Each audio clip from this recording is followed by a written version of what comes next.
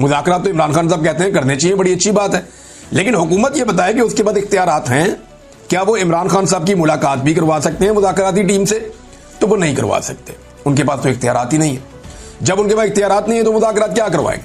इसीलिए इमरान खान साहब कहते हैं जिनके पास इख्तियार है मुज़ाकरात उनसे करो, बात उनसे करो। जैसे डोनाल्ड ट्रंप ने फील्ड मार्शल को बुलाया, उनसे बात की, उन्हें पता था बाकी सारे अर्दली हैं, इस आदमी के पास इख्तियार है, इसको बुला लो, बात करते हैं इससे।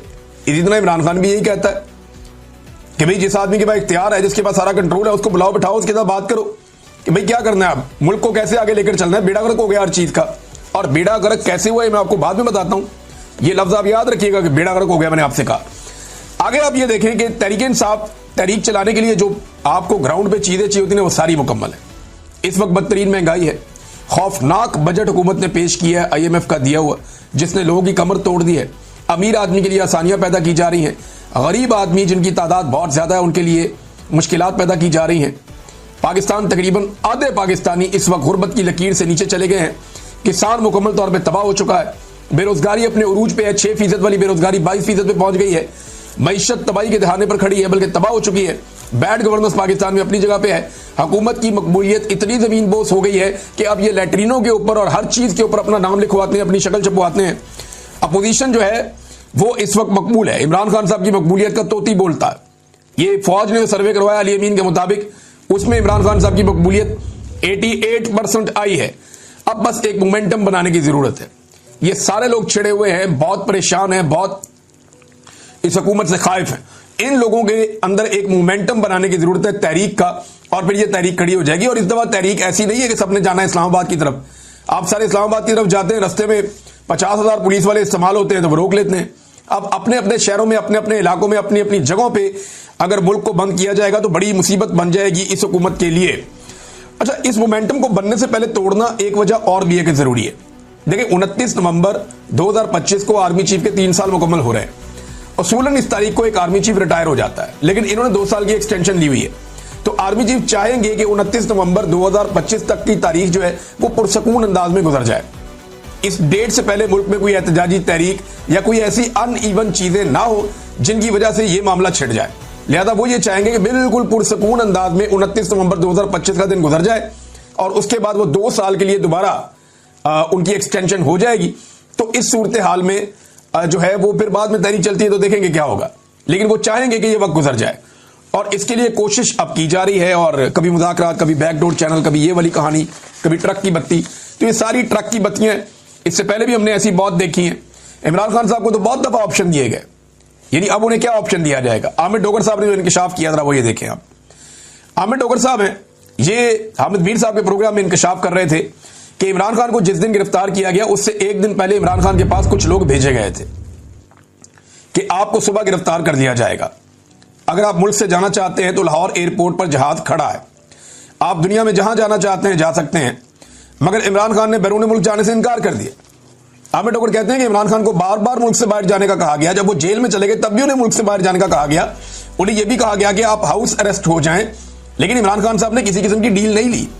उन्हें 8 फरवरी के इलेक्शन से पहले और 8 फरवरी के इलेक्शन के बाद भी बार बार डील देने की कोशिश की गई, लेकिन उन्होंने डील नहीं ली। एक आदमी जिसने उस मुश्किल वक्त में डील नहीं की, क्या वो इस वक्त डील करेगा जब हुकूमत बुरी तरह फंसी हुई है? मुझे नहीं लगता कि इमरान खान कोई डील करने जा रहा है। पाकिस्तान के लिए वो एस्टेब्लिशमेंट से बात करना चाहते हैं कि भाई बेड़ा गर्क हो गया मुल्क, अब निकलो बीच में से, आओ मैं तुम्हें रास्ता बना कर दूं, तुम निकल जाओ। और इसके लिए अगर नवाज शरीफ से भी बात करनी पड़े तो कोई घाटे का सौदा नहीं है। एक दफा फौज को सियासत से निकाल दें तो पाकिस्तान आगे बढ़ सकता है, इसके अलावा और कोई रास्ता नहीं है। नाज़रीन, मैं आपको कह रहा था ना कि तबाही फेर दी है। अब वो चीज मैं आपके सामने रखने जा रहा हूं कि किन चीजों को मैं ये कह रहा था कि बुरी तरह पाकिस्तान में तबाही फेरी गई है। कौन से बड़े बड़े जो है वो कंपनियां हैं जो पाकिस्तान को छोड़कर चली गई, जैसे कि माइक्रोसॉफ्ट पाकिस्तान में बंद करके अपने दफ्तर जा रही है। 25 साल से वो यहां काम कर रहे थे, अब वो छोड़कर पाकिस्तान को जा रहे हैं। तो ये तो पाकिस्तान के लिए एक बड़ा नेगेटिव है, बहुत बड़ी तादाद में लोग बेरोजगार हो जाएंगे। इसमें रिजवान गलज़ई साहब ने बड़ा अच्छा काम किया, उन्होंने एक रिपोर्ट तैयार की है, उसमें चंद उन बड़ी कंपनियों के नाम बताए हैं जो पाकिस्तान से अपना कारोबार बंद करके चले गए। शेल कंपनी अपने 77.42% जो शेयर्स है वो बेचकर जून 2023 में चली गई। पार्को पेट्रोलियम कंपनी अपने 50% शेयर्स बेचकर पाकिस्तान से चली गई। 2023 दिसंबर में टेलीनॉर पाकिस्तान भी बंद हो गया, चला गया पाकिस्तान से। उबर कंपनी यानी वो किसी और को बेचकर चले गए, उबर कंपनी वो भी बंद हो गई। और उनकी एक और कंपनी है क्रीम, वो भी बंद होने का उन्होंने ऐलान कर दिया कि वो भी बंद हो जाएगी। 1-2 माह पहले उन्होंने ऐलान किया था। प्रॉक्टर एंड गैम्बल कंपनी वो भी बंद हो गई, वो बेचकर चले गए। सीमेंस कंपनी वो भी बेचकर चले गए। यानी बहुत सारी ऐसी कंपनियां हैं जो पाकिस्तान छोड़कर जा रही हैं। मोबाइल फोन बनाने वाली कंपनियां वो भी पाकिस्तान छोड़कर जा रही हैं। जो कंपनियां पाकिस्तान में आना चाहती थी वो अब कानों को हाथ लगा रही हैं, जी हम नहीं आ रहे। इससे पहले डॉक्टर आरिफ अलवी भी अपने ट्वीट में बता चुके हैं कि उन्हें माइक्रोसॉफ्ट के जो हेड हैं, जो मालिक हैं बिल गेट्स, उन्होंने क्या कहा था। अमेजॉन भी पाकिस्तान आते आते रह गया, यानी अमेजॉन पाकिस्तान में आ रहा था, लेकिन इमरान खान साहब का दौर जब खत्म हुआ उसके बाद एक मायूसी फैल गई और फिर जो कारोबार के साथ हुआ, अमेजॉन भी अब पाकिस्तान नहीं हारा। ये सारी तबाही नादरीन पाकिस्तान के अंदर फेरी गई है और ये गुज़िश्ता 3 सालों में फेरी गई है।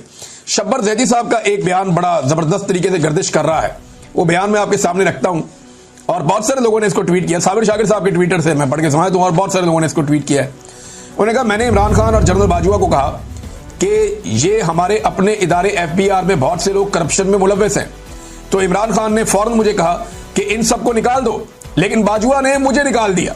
ये जनाब प्रायोरिटीज हैं, इस तरीके से मुल्क चलाया जा रहा है। तो फौज को सिर्फ अपना काम करना चाहिए, सियासत में और एडमिनिस्ट्रेशन में और मुल्क चलाने में किसी किस्म की मुदाखलत कभी भी नहीं करनी चाहिए। अटक जेल से नाजरीन कुछ और कैदियों को छोड़ा गया है। ये 19 कैदी हैं जो अब रिहा हुए हैं 7 महीने के बाद। ये 26 नवंबर के मुकदमात में इन्हें गिरफ्तार किया गया था। जब ये कैदी रिहा हुए तो वहां कैमरामैन मौजूद थे। उन्होंने जब इनकी वीडियोस बनाई तो ये तमाम कैदी इमरान खान जिंदाबाद के नारे लगा रहे थे। इन तमाम कैदियों ने कहा कि हम दोबारा निकलेंगे और इमरान खान को रिहा करवाएंगे। यानी जितने लोगों को इस निजाम ने गिरफ्तार किया, अब तक लगभग 20,000 से ज्यादा लोग गिरफ्तार हुए हैं ओवरऑल। ये जो 20,000 से ज्यादा लोग गिरफ्तार हुए ना पाकिस्तान तहरीक इंसाफ के, अब इनके ऊपर तो मोहर लग गई है कि ये पक्के वर्कर हैं पाकिस्तान तहरीक इंसाफ के, ये अपनी पार्टी छोड़कर अब कहीं नहीं जाते। यानी इन लोगों ने अब कुर्बानी दे दी है ना। सियासी वर्कर जब गिरफ्तार हो जाता है ना तो उससे पहले उसकी अपनी पार्टी के साथ मंगनी हुई होती है, लेकिन जैसे ही वो गिरफ्तार होता है ना उसकी अपनी पार्टी के साथ उसका निकाह हो जाता है और फिर ये निकाह नहीं टूटता। ये पीपल्स पार्टी के साथ भी हमने होते देखा, जमात इस्लामी के साथ भी होते देखा, ये हमने PMLN के साथ भी होते देखा। लेकिन जितने बड़े पैमाने पर गिरफ्तारियां इनकी हो गई हैं पाकिस्तान तहरीक इंसाफ की, भाई इतनी बड़ी गिरफ्तारियां तो हमने सुनी भी नहीं थी। और पंजाब के अंदर इस पैमाने पर यह तो सवाल ही पैदा नहीं होता। तो बड़ी इन्होंने डिक्टेटर ने इतनी तबाही नहीं फेरी जितनी इनके खिलाफ तबाही फेरी गई है मौजूदा रजीम की तरफ से। मिलिट्री एस्टेब्लिशमेंट ने और मौजूदा हुकूमत ने मिलकर जो पाकिस्तान तहरीक इंसाफ के साथ जुल्म जबर और फस्तायत किया, ये लोग पूरी ताकत से खड़े हो गए। वो सरम जावेद खान वो रिहा होते ही उन्होंने डायरेक्टली फिर अटैक किया हुकूमत के ऊपर। यानी रिहा होते ही एग्जैक्टली वही जुमले, वही बातें, वही मोमेंटम था उनका बात करने का जो उनका गिरफ्तार होते वक्त था।